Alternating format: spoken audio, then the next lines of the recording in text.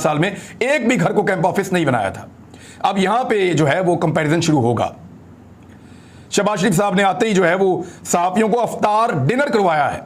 और आपको बड़े मजे की बात बताता हूं, मैं पूरे 5 साल बैन था नवाज शरीफ साहब के दौरे हुकूमत में, मुझे नहीं पता क्या होता था। इमरान खान साहब के दौरे हुकूमत में कभी कभी जाने का मौका मिला, कोई प्रेस कॉन्फ्रेंस, कोई प्रेस टॉक, कोई सहाफियों से मुलाकात, तो ऐसे एक चाय के कप के अलावा कभी कुछ नहीं मिला, और कई दफा वो भी नहीं मिला प्राइम मिनिस्टर हाउस में।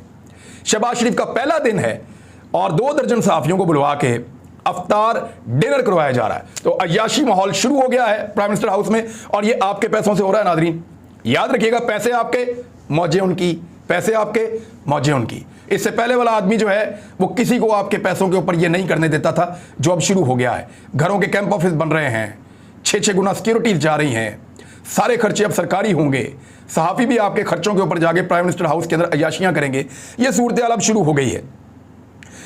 जहां तक इदारों के खिलाफ कैंपेन का ताल्लुक है तो